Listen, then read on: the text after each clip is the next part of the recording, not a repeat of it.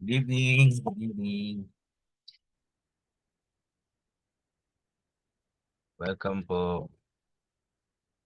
Yan. Evening, Sir Ma. So today po, share po natin is about the new beginning, water baptism. No? Yung iba sa inyo siguro ay na water baptized na. So, but part to ng ating life class to talk about this. No? So we will share about water baptism. Let me pray. Lord, we thank you for this time. Thank you for your goodness. Thank you for your mercy. Thank you for the privilege of being together again, Father. We honor you and we exalt you, Jesus. So good evening, good evening. Salamat po ulit at nagulat po kami na nung makita namin yung mga muka ng kasama natin sa live class sa Bicol. No? So dito kasi mga pangalan lang kayo, no? But thank you sa inyong pagpapatrain. Magtutuloy-tuloy po ito hanggang SOL natin. We want to prepare you for leadership, no? So, ayun po.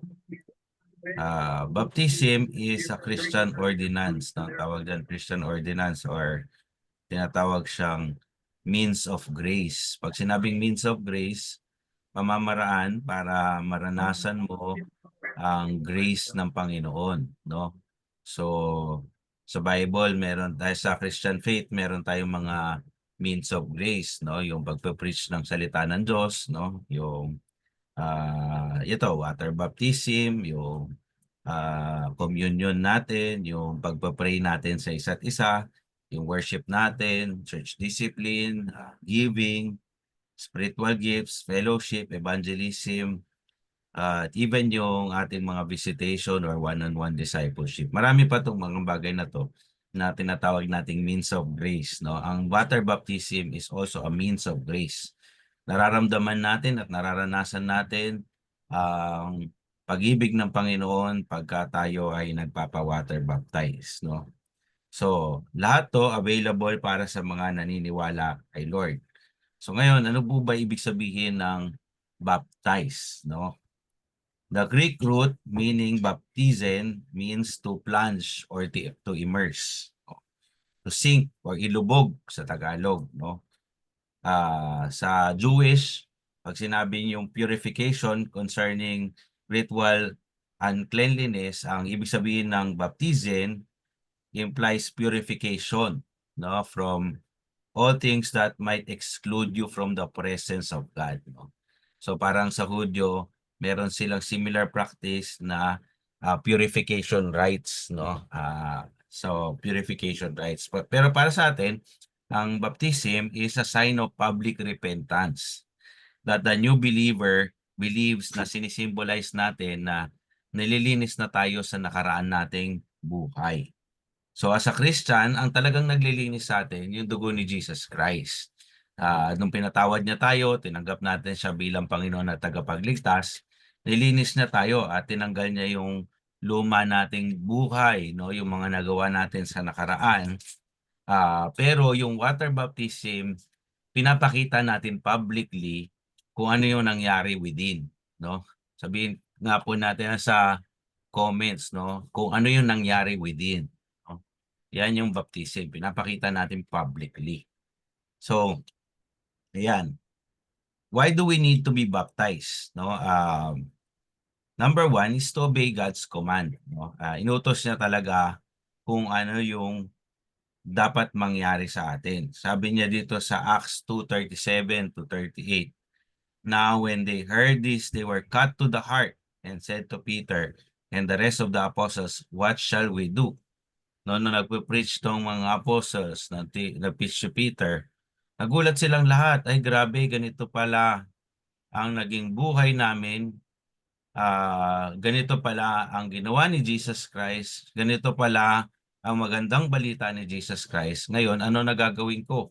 No, maaaring nasasabi mo sa sarili mo, ganito pala ang pagiging Kristiyano, no? Nadi-discover ko kung sino si Jesus Christ.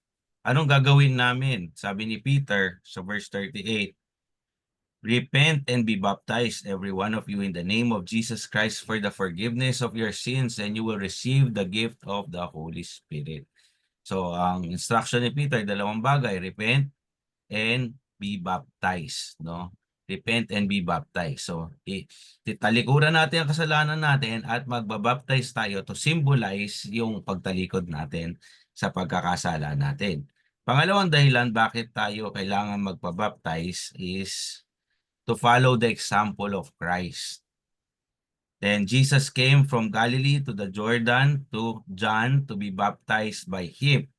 John would have prevented him saying, "Ako ang mangangailangan ng baptism sa iyo." But Jesus answered, "Let it be so now, for thus it is fitting for us to fulfill all righteousness." Then he consented. Sabi ni Jesus, to fulfill all righteousness, kailangan ko ring mabaptize. So, ano nangyari? Nabaptize si Jesus. Pag-angat niya, the Spirit of God came upon him like a dove. And sabi sa kanya, "This is my beloved Son with whom I am well pleased." So yung public decision ni Jesus Christ na ipakita that He is going to be baptized with water, yun ang expectation niya. Diin sa atin lahat ay dapat mabaptize tayo sa tubig, no? Pangatlo, to publicly declare that I died to my old life, no? What shall we say then? Are we to continue in sin that grace may abound? By no means. How can we who died to sin still live in it? Do you not know that all of us who have been baptized into Christ were baptized into his death? We were buried, therefore, okay lang Kuya Joseph, wala pa ako sa spiritual significance. Medyo may dinagdag po kasi ako dito sa notes. So, we were buried, therefore, with him by baptism into death, in order that just as Christ was raised from the dead by the glory of the Father, we might walk in newness in life, no? So, gusto natin paalam sa buong mundo na tumigil na tayo sa buhay ng kasalanan, no? Pwede naman kasing sarili lang natin, personal decision natin, pero gusto rin natin na malaman ng lahat ng tao na meron tayong decision to follow Jesus. Pangapat is to publicly declare that I will live a new life. Ito rin yung commitment natin publicly na ipamumuhay natin yung bago nating buhay. No, sabi niya dito sa Romans 10:9, because if you confess with your mouth that Jesus is Lord and believe in your heart that God raised him from the dead, you will be saved. For with the heart one believes and is justified, and with the mouth one confesses and is saved. Having been buried with him in baptism, which you were also raised with him through faith in the powerful working of God who raised him from the dead. So this is the question. Pastor, I think I needed to know what to do. No, ngayon na ikaw ay tinanggap mo si Jesus bilang Panginoon mo at tagapagligtas, na-convict ka of your sins, you repented of your sins, and you realize na kailangan mo magpabaptize. The question is, when do we be baptized? So the answer is immediately. Immediately, as soon as you realize or as soon as you make conviction that you want to be baptized at wala namang pumipigil sa'yo, no? Sabi niya sa Acts 8:38, what prevents me from being baptized? May tubig na dito. Now, of course, ngayon, dependent tayo sa schedule nila pastor na magkakaroon ng swimming pool or ng beach kung kailan magpapabaptize. Pero pag available naman itong mga bagay na to, sabi niya dito, what prevents me from being baptized? No? So kung sigurado ka naman na gusto mo naman malaman ng buong mundo that you are a Christian, at you will follow Jesus, what prevents you from being baptized? Ngayon, ang tanong, saan ba ako dapat nagpapabaptize? Doon ba sa holy water?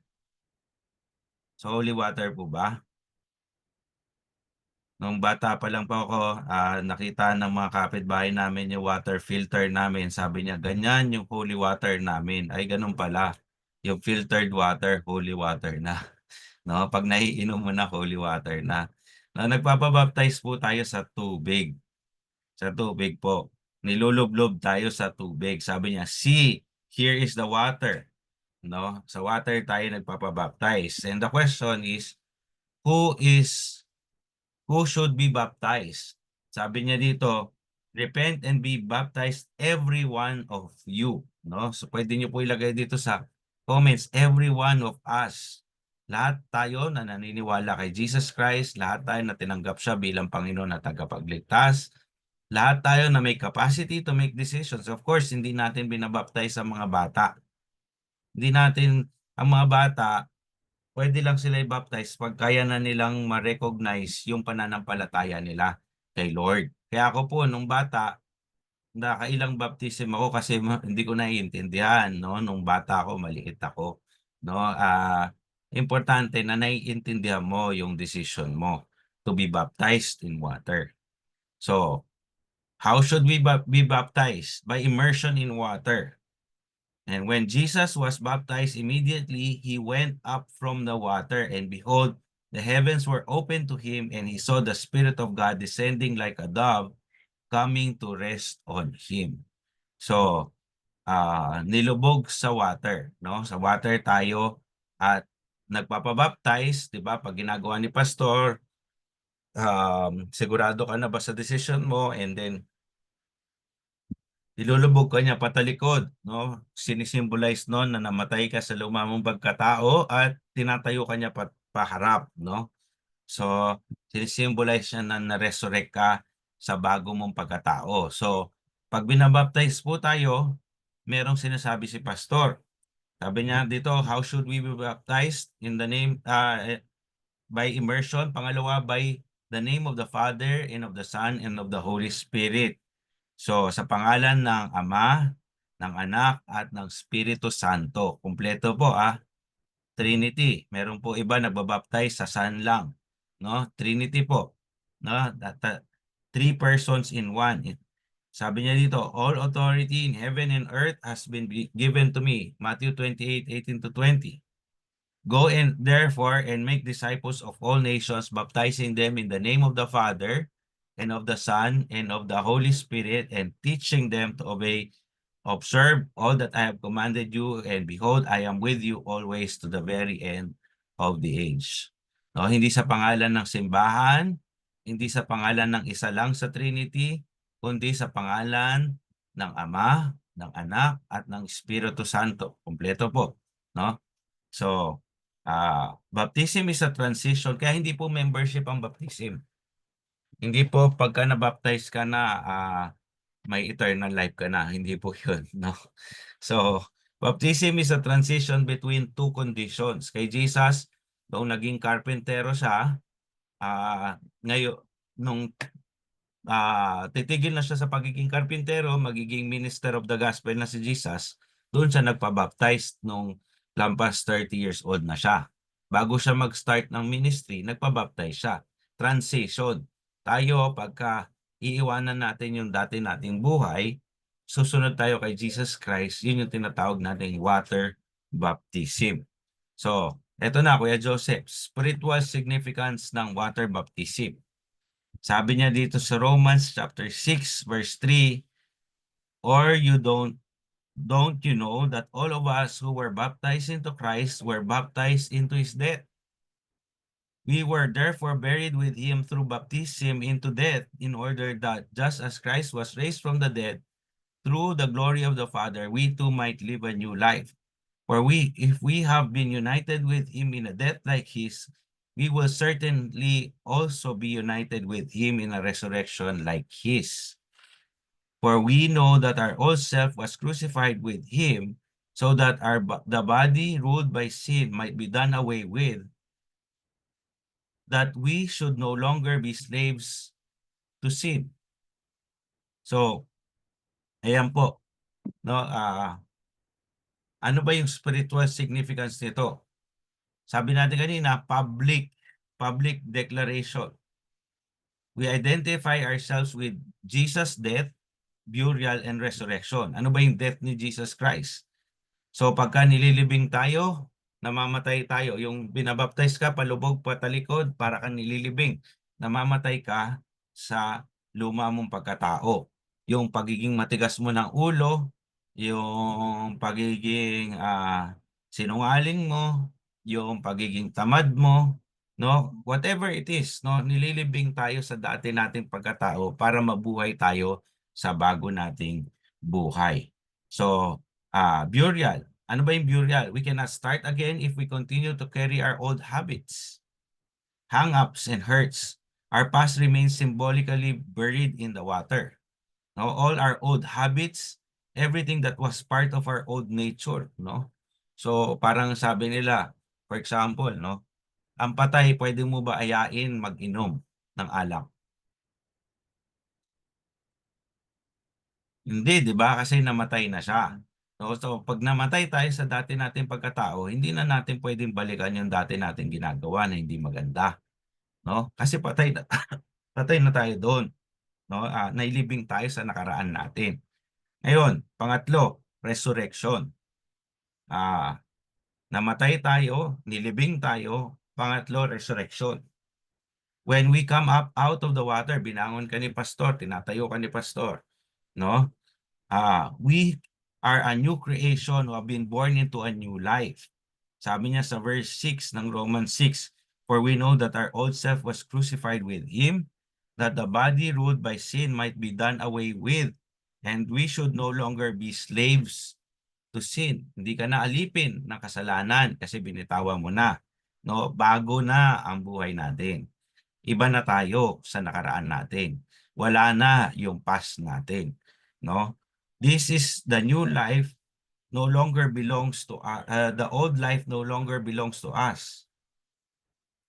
Ang bagong buhay natin, it no longer belongs to us but to God. Siya na yung nakaupo sa trono ng buhay natin. Siya na yung nagdadirect sa atin. Siya na yung nagli-lead sa atin in a certain direction. No, sabi niya sa 2 Corinthians 5:14, "For Christ's love compels us because we are convinced that one died for all, therefore all died. And He died for all, that those who live should no longer live for themselves, but for Him who died for them and was raised again." So, hindi na tayo namumuhay para sa sarili natin, kundi para sa purposes ni God, sa plano ni God, sa calling ni God para sa life natin. So, meron tayong mga gustong gawin sa buhay natin, pero hindi na tungkol sa mga gusto natin. Tungkol na sa gusto ng Panginoon para sa atin. Minsan takot na takot tayo bitawan ang dati nating buhay para pasukin ang buhay natin kasama ang Panginoon. Pero hindi kasi natin naiintindihan yung magandang plano niya para sa atin. Pag naintindihan natin yung magandang plano niya para sa atin, hindi naman niya tayo pahihirapan, hindi niya tayo gigipitin, hindi niya tayo pababayaan. Magkakaroon tayo ng tapang na susunod tayo, "Lord, sige po, yung buong buhay ko sa iyo na. Kayo na magdadirect ng buhay ko, kayo ang magdadala sa akin kung saan niyo ako gustong dalhin. Kahit mahihirapan ako, kahit magiging masaya ako, kahit anong mangyari sa akin, Lord, susunod ako sa iyo." So ano ba yung substance ng faith natin? Whoever is baptized must believe with all their heart. By taking the step of faith, they are dying to their old way of living and being born into a new life. If not, they will simply go down in the water a dry sinner and come up a wet sinner. Pag di mo binitawan ng buhay mo dati, para kang nilibing lang sa tubig o nilublob na makasalanan. Tuyo ka bago ka nilublob na makasalanan, basa ka pagkatas kay angat na makasalanan pa rin, no? So, pero dahil gusto natin isuko lahat kay Lord, ibigay natin lahat sa Kanya. Kaya nga tinataas natin yung kamay natin pagka binabaptize tayo eh. Sinusuko natin ang buong nating pagkatao, ang paglilid ng sarili nating buhay, ang pagdadirect ng sarili nating buhay, ang pagdedesisyon para sa sarili nating buhay. Binibigay natin lahat to kay Lord, no? At nagtitiwala tayo na hindi niya tayo pababayaan, hindi niya tayo iiwanan, hindi niya tayo ipapahiya, kundi dadalhin niya tayo sa magandang kinabukasan. Sabi niya sa John 10:10, "The thief comes only to steal, to kill, and to destroy, but I have come that you might have life and might have it abundantly." So gusto ng Diyos, mabuting buhay. Gusto ng kaaway, sirain ang buhay mo. Minsan mukhang masarap ang buhay ng kaaway pero sisirain ka. Pero mukhang hindi mo maintindihan ang pagsuko ng buhay natin kay Jesus Christ, pero sabi niya, you will have life and have it more abundantly. Amen po ba? Amen po. Amen po. Nandiyan po ba kayo? Amen po. Amen po. So, thank you po. Ate Joanne, ibabalik ko sa iyo. God bless po. Thank you po, Pastor